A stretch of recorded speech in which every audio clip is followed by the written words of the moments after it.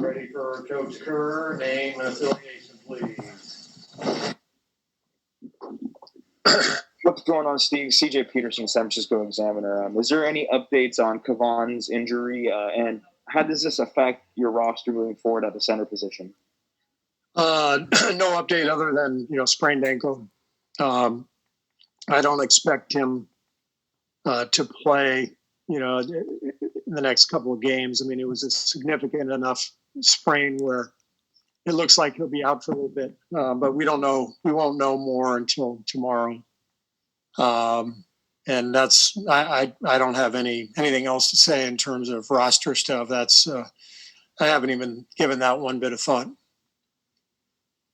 Can you describe the challenge tonight, but moving forward until Kevon is back, that we'll be playing without a center, in the NBA? Yeah, I mean, like I said, I haven't really given it any thought. So just offhand, Eric Pascal becomes a bigger part of what we're doing, and so does Juan. Those are, I guess, Juan sort of qualifies as a big man, kind of.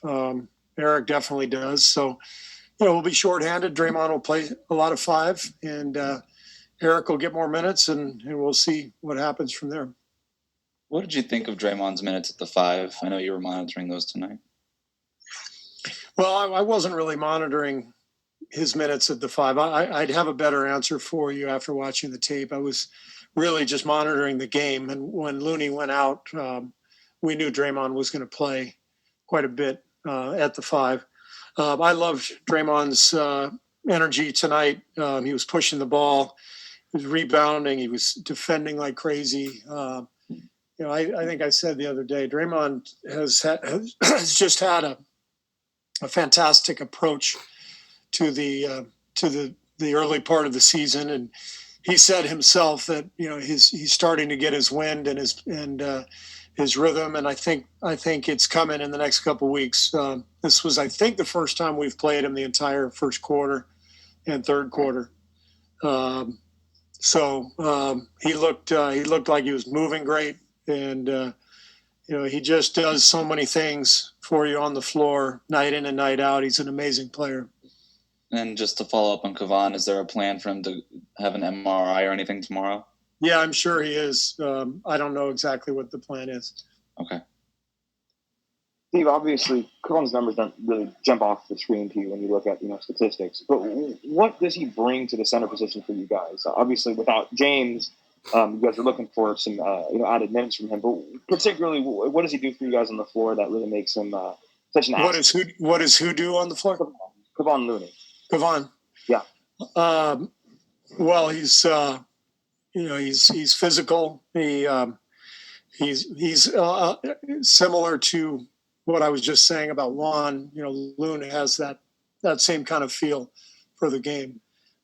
So he's always setting the screen at the right time. He's recognizing what the offense is doing, and he's making the rotation or boxing out. Some guys you just put on the floor and good things happen, and Loon is one of those guys. Eric had those maybe about 8 games in a row where he had 15 points, super efficient off the bench against backup centers. His production's fallen off, and really with that lineup has fallen off a bit. How do you get that back going and have teams countered it, do you think? I thought Eric had a couple of really good outings, even though the stats didn't show it during that span. But you're right, we haven't been as effective with that lineup the last couple of games, and we changed the rotation in the second half because of foul trouble, but also because of how things went in the first half. And with Looney out, that jumbled the rotation too. But we'll take a look at that, and we've got to analyze everything now, especially with the injuries mounting. Got to figure out who we're going to play and when. But I'm very confident in Eric, and I have no doubt he'll bounce back and get on a roll again. Steve, with Kevon's injury history, how much of a risk was there in trying to forge forward with the next 5-6 games riding him? Well, we weren't planning on playing him huge minutes anyway, Monty. I mean, Loon to me is sort of a 25-minute guy at the most. And we probably would have been playing him in that range. He's been very capable of doing that in the past, and he's been in great health. So this was a fluke. He just caught his foot on the floor and rolled the ankle, and just the way it goes. I feel bad for him because he's worked so hard to get back to this space, and he's really been playing well for us. So it's a big blow. How much do you think losing Kevon affected you guys in the second half tonight? I know Steve talked a little bit about you guys struggling on the boards down the stretch. Yeah, man, we got beat on the boards by 15. Loon's a vet here. He's a big, so I know he could have helped us a whole lot. But it is what it is. We can't cry over spilled milk. So, we had a chance to win the game. We didn't pull it out, and on to the next. Hello, Juan. Loon's all right, though.